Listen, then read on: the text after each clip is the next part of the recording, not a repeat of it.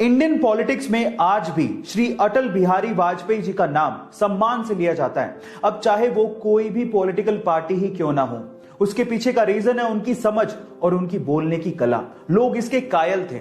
चलो मैं इसका एक एग्जांपल देता हूं। एक बार एक पाकिस्तानी महिला पत्रकार ने श्री अटल बिहारी वाजपेयी जी को कहा कि अगर आप मुंह दिखाई में मुझे कश्मीर दे देंगे तो मैं आपसे शादी कर लूंगी। तो इस बात पे अटल बिहारी वाजपेयी जी ने जो बेबाक जवाब दिया वो आप लोगों को सुनना चाहिए, मजा आ जाएगा। उन्होंने कहा ठीक है, पर मुझे दहेज में पूरा का पूरा पाकिस्तान चाहिए। तो इस बात पे महिला पत्रकार बिल्कुल चुप हो गई। गाइस, आपका इस घटना के बारे में और अटल बिहारी वाजपेयी जी के बारे में क्या ख्याल है, चैट सेक्शन में जरूर लिखिएगा। और गाइस, बड़े बुजुर्ग कहकर गए थे कि जिस दिन पानी बिकना शुरू हो जाए उस दिन समझ लेना कि कलयुग आ गया। अब कलयुग तो आ ही गया है, सब लोग देख रहे हैं पानी बिक रहा है। लेकिन हम इंसान इससे भी एक कदम ऊपर चले गए हैं, क्योंकि आजकल पानी के साथ साथ शुद्ध हवा भी बिक रही है। कैसे, मैं आपको बताता हूं। गाइस, ये सबको पता है कि दिल्ली की आबो हवा बहुत खराब है, लोग शुद्ध हवा को तरसते हैं। अब इसी का फायदा वहां के कुछ लोगों ने उठाया और वहां पर शुद्ध हवा को बेचने के लिए ऑक्सीजन बार्स खुल गए हैं, जहां पर मात्र 15 मिनट अगर आपको शुद्ध ऑक्सीजन लेनी है तो आपको 299 रुपए तक पे करने पड़ते हैं। अब आप सोचिए इसे क्या कहेंगे, कलयुग या महाकलयुग। इसे व्यंग के तौर पर ही लीजिएगा, लेकिन स्थिति भयावह है, जरा गौर करिएगा। गाइस, शौक बहुत बड़ी चीज है और उसके लिए लोग कुछ भी कर डालते हैं। चलो मैं इसका एक एग्जांपल देता हूं। लंदन में एक सरदार जी हैं जिनका नाम है रुबेन सिंह जी। अब उनके शौक की बात सुन के आप लोग हैरान रह जाओगे। उनके पास एक या दो या तीन नहीं बल्कि पूरी 15 रोल्स रॉयस कार हैं। और आपकी जानकारी के लिए मैं आपको बता दूं कि रोल्स रॉयस कार पूरी दुनिया में सबसे महंगी कारों में शुमार है। अब आप लोग कहोगे इसमें शौक का क्या सीन है, तो शौक का सीन सुनिए। वो जो 15 कारें हैं वो सारी की सारी अलग अलग कलर की हैं और हमारे सरदार जी अपने पग के कलर के हिसाब से अपनी कार हर दिन बदल कर लेकर जाते हैं। ओह माय गॉड, है ना ये शौक की बात। नॉर्मल बैलेंसिंग करना भी बहुत मुश्किल काम है, और अगर कोई आपसे कह दे कि रस्सी पे बैलेंसिंग करनी है तो भी हमें 100 बार सोचना पड़ जाए।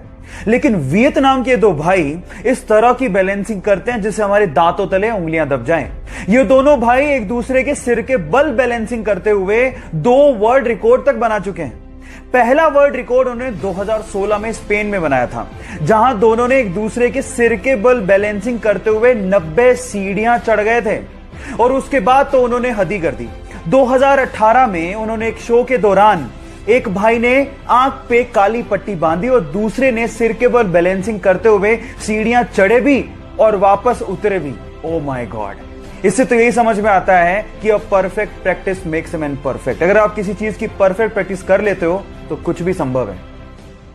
आप लोगों ने मूवीज में सुपर हीरो को तो प्लेन को लैंड कराते हुए और पैसेंजर्स की जान बचाते हुए देखा होगा, लेकिन रियल लाइफ में भी एक ऐसा इंसिडेंट हो गया जो किसी मूवी के स्टंट से कम नहीं था।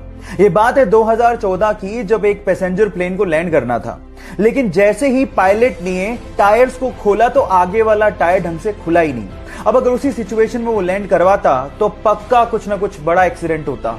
लेकिन इतने में होती है हमारे सुपर हीरो की एंट्री विद पिकअप।